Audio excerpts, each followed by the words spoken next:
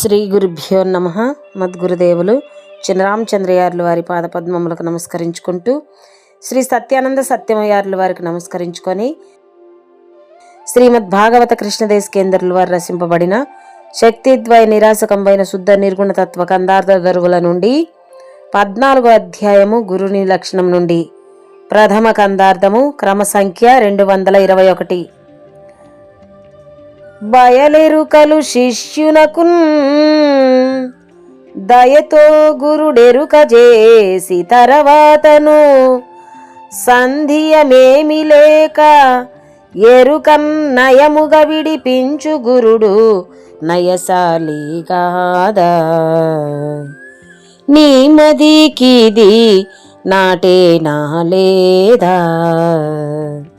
భయభక్తి గురు సార్వభౌముని సేవ నిశ్చయముగా చేసితే జయమందేదౌ గురుడు నయసాలిగాదా. నీ మదికిది నాటే నాలేదా. శ్రీ గురుభ్యో నమః. ఆత్మానాత్మరకితం అచల పూర్ణోపదేశికం శ్రీ నిశ్చలానంద నారాయణ గురోర్శిష్యం శ్రీశైలవంశాంబుధిరేవ జాతం శ్రీ పరమానంద శంకరేంద్రం గురుం భజామి.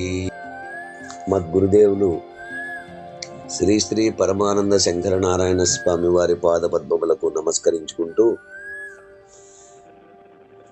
శ్రీమద్ భాగవత కృష్ణదేశికేంద్ర ప్రభువులచే విరచితంబైన శక్తిద్వయ నిరాశకంబైన శుద్ధ నిర్గుణ తత్వ కందార్థ దరువులు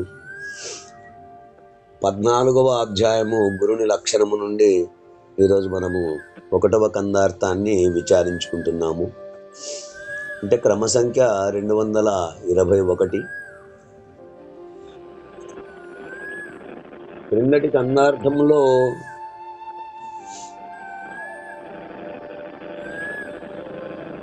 వ్యభిచారులకు జనులందరూ వ్యభిచారులుగాను, దొంగలకు జనులందరూ దొంగలుగాను తోచుట అది వారి వారి సహజ గుణము. అట్లునే దుష్టులకు శాశ్వతముగాని జన్మ పరంపర అనే సముద్రమును దాటింపజేయు మహాపురుషులు వారిని తమ వంటి వారిగానే తోచుట సహజమైన ఉనికి అంటూ మనము క్రిందటి కందార్థములో విచారించుకున్నాము. ఇక తదుపరి కందార్థము. ఈ కందార్థమునందు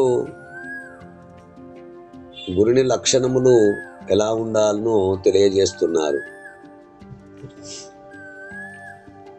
సహజంగా గురువు అనగా మార్గదర్శకుడు, ఉపదేశకుడు,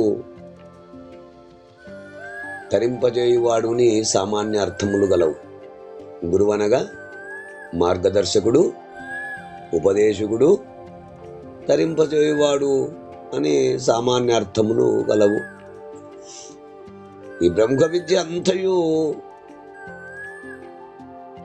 గురు శిష్య న్యాయంగా పరంపరా ప్రోక్తమై ప్రకాశించుచున్నది గనుక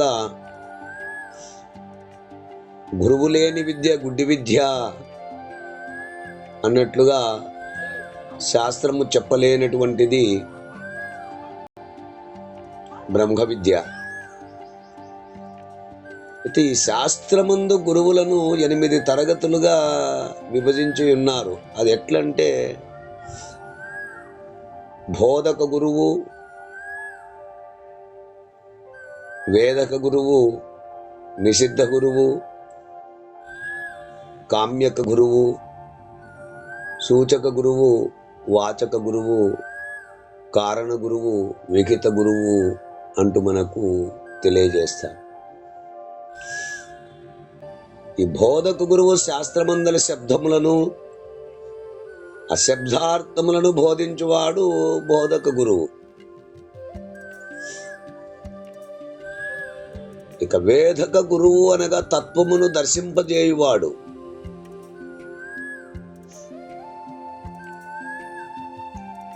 నిషిద్ధ గురువు అనగా కామ్యకర్మల చేత ఇహపరములందు సుఖదుఖములను కలిగింపజేయువాడు.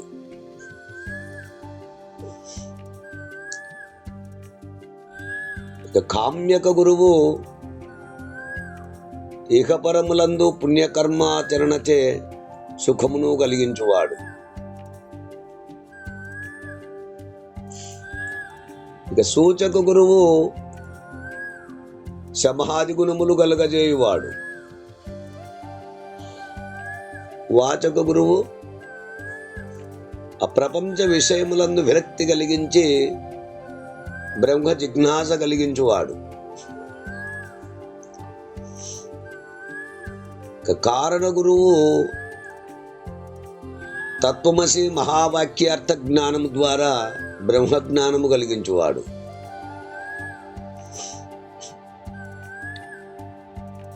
విహిత గురువు నిత్యముక్తిని ఉపదేశించువాడు. ఈ 8 లక్షణములకు వేరై ఉన్నవాడు పరిపూర్ణ బోధ గురువు.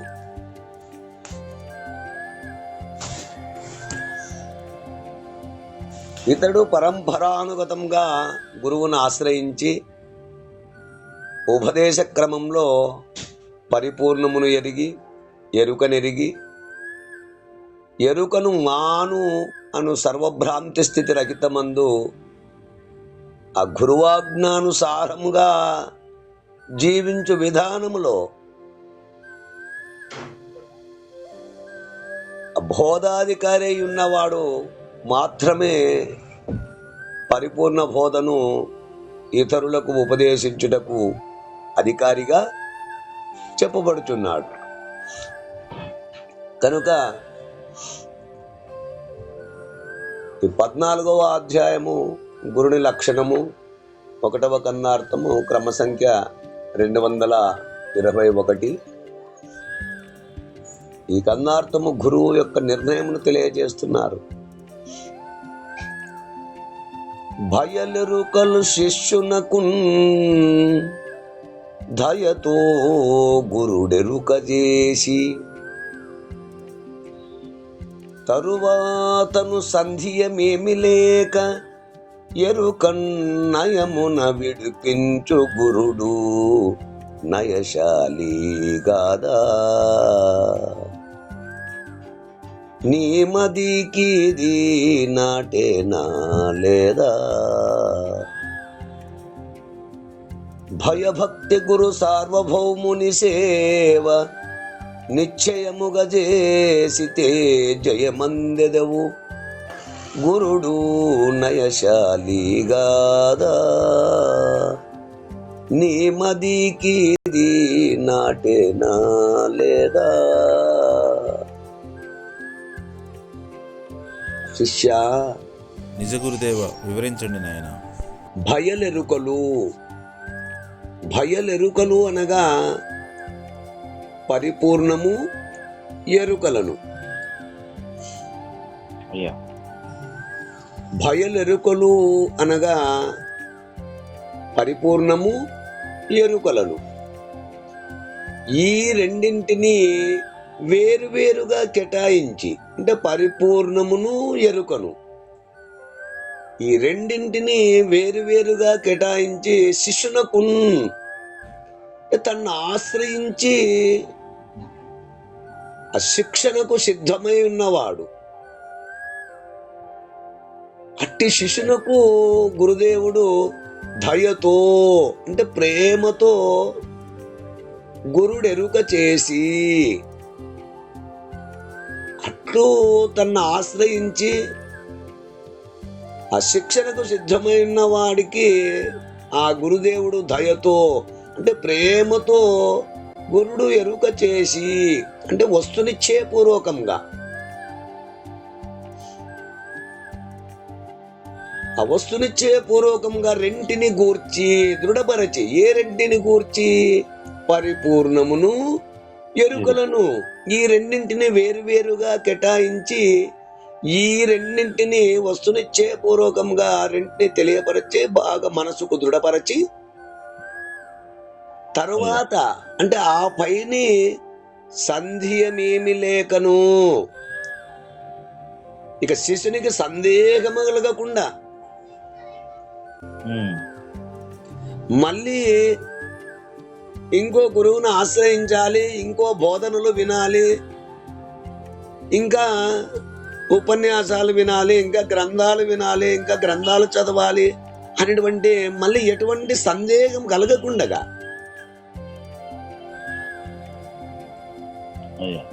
పరిపరి విధముల తిరగకుండగా పారాడకుండగా అట్లు వస్తునిచ్చే పూర్వకముగా రెంటిని చక్కగా మనసుకు దృఢపరిచి సందేహము లేకుండా అంటే నయముగా అంటే సునాయసంగా తేలికగా ఎరుకన్ విడిపించు గురుడు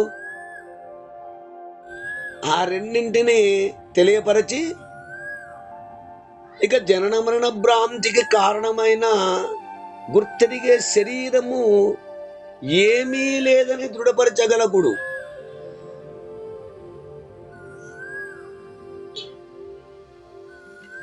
జనన మరణ భ్రాంతికి ఏదైతే కారణమై ఉన్నదో ఆ కారణమైన గుర్తెరిగే శరీరము ఏమీ లేదని దృఢపరచగలవాడు నయశాలి కాదా? ఎంతో శ్రేష్టమై ఉన్నవాడు.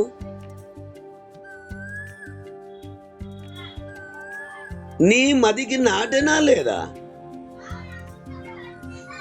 ఈ విధంగా చెప్పిన అంశములన్నీ నీకు బాగా దృఢమై ఉన్నవి కదా.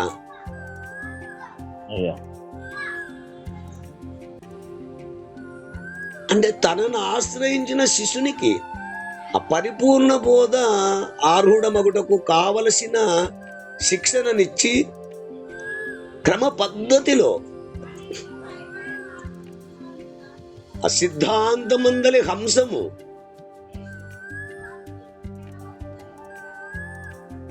ఆ పరిపూర్ణము ఎరుకల రెండింటి గురించి శిష్యునకు ఎంత మాత్రము సందేహము లేకుండగా రెంటిని గురుమూర్తి దయతో అంటే చక్కగా వస్తునిశ్చయముగా తెలియపరచి ఆ తరువాత అత్యంత ప్రేమ వాత్సల్యముతో ప్రబోధించి ఎరుకను చక్కగా విడిపించే గురుడు మేలైన గురుడు.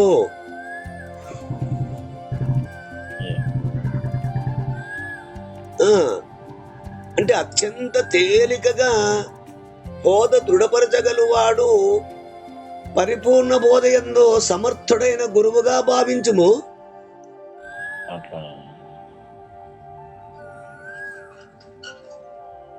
ఆ ఎరుకను చక్కగా విడిపించే గురుడు మేలైన గురుడు. అంటే అత్యంత తేలికగా ఆ బోధ దృఢపరచగలుగువాడు పరిపూర్ణ బోధయందు సమర్థుడైన గురువుగా భావించుము.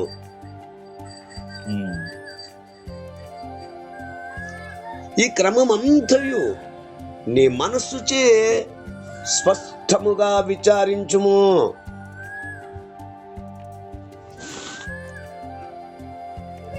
ఈ నా మాట నీ మనస్సుకు సరిపాయనా లేదా? భయభక్తే భయము భక్తితో కూడిన త్రికరణ శుద్ధి ప్రవర్తనచే అంటే గురు సార్వభౌముని సేవ సద్గురుమూర్తి చెప్పిన విధంగా నిశ్చయముగా చేసితే ఎట్టి అనుమానము లేకుండా పాటించగలిగితే జయమందదవు.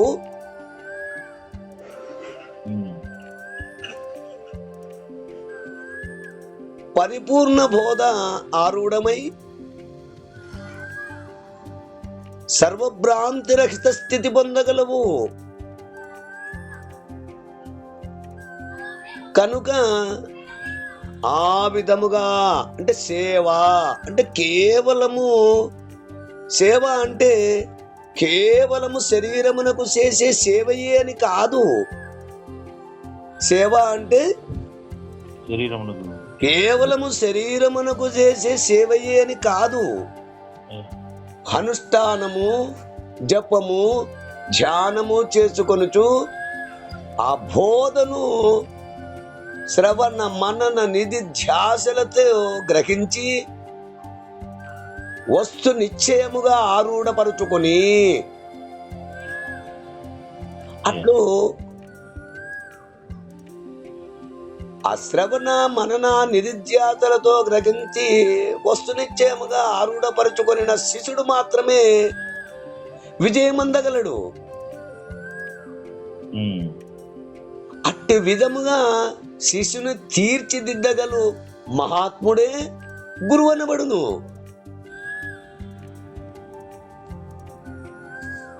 అంటూ మనకు ఈ కన్నార్థము ద్వారా వివరణను అందిస్తున్నారు. ఈ కన్నార్థ భావాన్ని మీరు కూడా అందుకుంటారని కోరుకుంటూ జై గురుదేవ. జై గురుదేవ.